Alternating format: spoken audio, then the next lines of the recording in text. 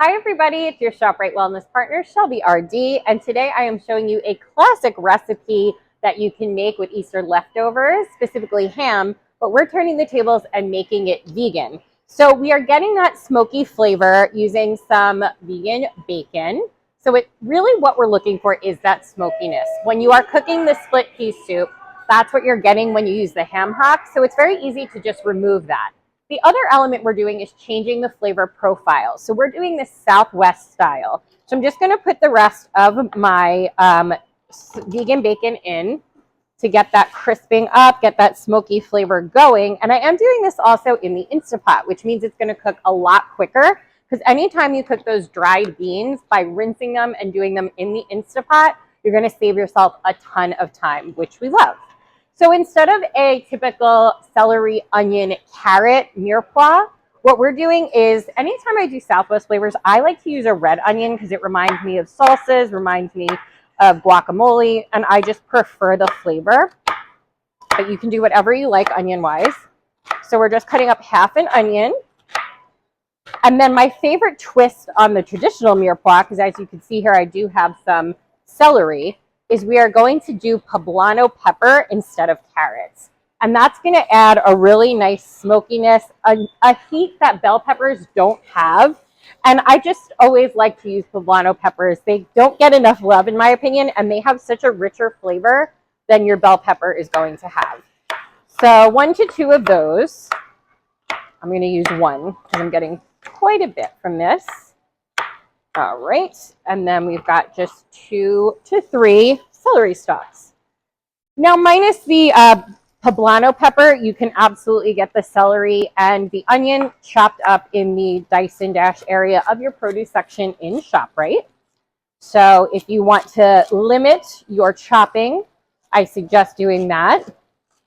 And then you'll only have to chop the poblano, which I will open up the other one for you so you can see how it differs a little bit from the bell pepper, since it's just a produce item not everyone's as familiar with. All right. So right now I have the multi-cooker on the saute function, and everything smells so good and is crisping up ever so nicely. All right. So before I work on my aromatics, which will be my garlic and spices, let me just show you really quick. I like to cut into the poblano in a very similar way that I would do a bell pepper. I like to go in on the side.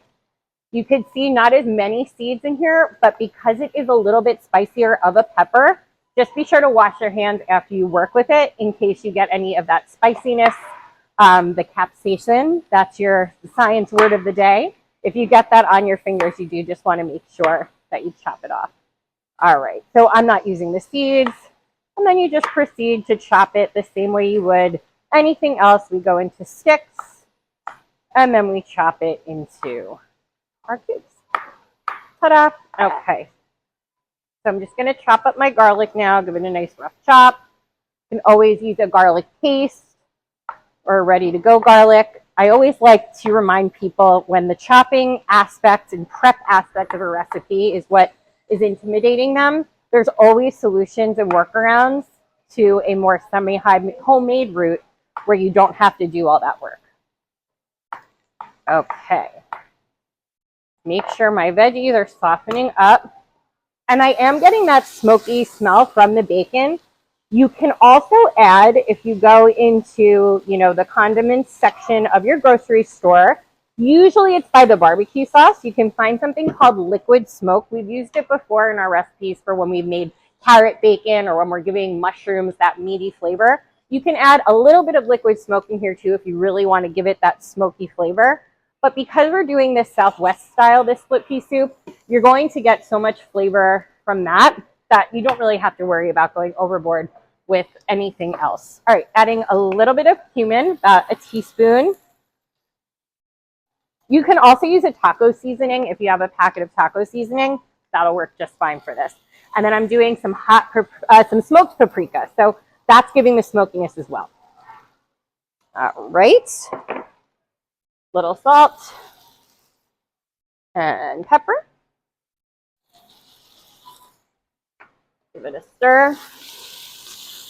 And we're just looking for this to get fragrant. We don't want to burn our spices or burn our garlic.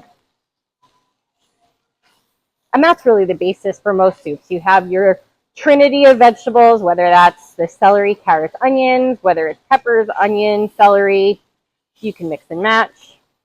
And then your aromatics, your spices, your garlic, things like that. All right. So now what we're going to do, I have a cup and a half of these wholesome pantry split peas, and I rinsed them off.